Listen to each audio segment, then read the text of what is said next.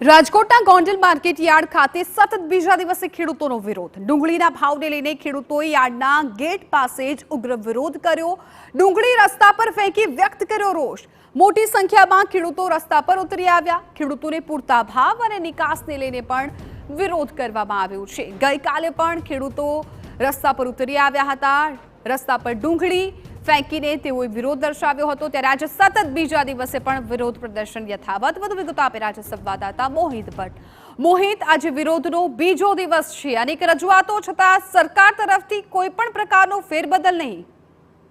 સ્પષ્ટપણે જિજ્ઞાસા, જે રીતે ડુંગળીના ભાવ સતત ગગડી રહ્યા છે, કારણ કે કેન્દ્ર સરકાર દ્વારા ડુંગળીની નિકાસ છે તે બંધ કરવામાં આવી છે ને તેને લઈને ખેડૂતોમાં એક ભારે રોષ છે તે જોવા મળ્યો છે। ગોંડલ માર્કેટિંગ યાર્ડ છે કે જે સૌરાષ્ટ્રનું સૌથી મોટું માર્કેટિંગ યાર્ડ છે ને, ત્યાં મોટા પ્રમાણમાં ડુંગળી છે તે ખેડૂતો વેચાણ કરવા માટે આવતા હોય છે। જો કે નિકાસ બંધ કરતા તેમને પૂરતા ભાવ મળી રહ્યા નથી અને તેના વિરોધમાં આજે સતત બીજા દિવસે નેશનલ હાઈવે છે ત્યાં ડુંગળી ફેંકી અને ઉગ્ર વિરોધ છે તે નોંધવામાં આવ્યો છે।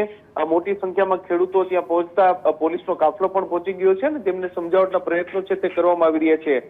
મહત્વની વાત છે કે જે રીતે કેન્દ્ર સરકાર દ્વારા ડુંગળીના નિકાસ પ્રતિબંધ મૂકવામાં આવ્યો, જેને લઈને સૌરાષ્ટ્રના જે સાંસદો છે તેમના દ્વારા કેન્દ્રીય કૃષિ મંત્રીને પણ રજૂઆત કરવામાં આવી છે। જો કે હજુ સુધી કોઈ પણ પ્રકારનો જે સરકાર દ્વારા નિર્ણય ન લેવાતા ખેડૂતોમાં ભારે એક રોષ છે તે જોવા મળ્યું છે। જો આ જ સ્થિતિ રહી તો આ પ્રકારનો વિરોધ છે તે સૌરાષ્ટ્રભરમાં જોવા મળી શકે છે। જી જિજ્ઞાસા। બિલકુલ મોહિત, આભાર સમગ્ર માહિતી બદલ। તો આજે સતત બીજા દિવસે ખેડૂતો વિરોધ કરી રહ્યા છે। આ દ્રશ્યો પણ આપ જુઓ કે જ્યાં તેઓ ડુંગળી છે એ રસ્તા પર ફેંકી રહ્યા છે। પોલીસ પણ ત્યાં ઉપસ્થિત છે। આ બંને દ્રશ્યો જો ગઈકાલના દ્રશ્યો છે કે જ્યાં ખેડૂતોનું ટોળું છે એ ગોંડલ માર્કેટ યાર્ડની બહાર ઉમટ્યું હતું અને આજે બીજા દિવસે પણ સતત વિરોધ પ્રદર્શન। રસ્તા પર ડુંગળી પાથરી દેવાય છે। આખો રસ્તો છે એ ડુંગળીથી જાણે ભરાઈ ગયો હોય તેવું દ્રશ્યોમાં જોઈ શકાય છે।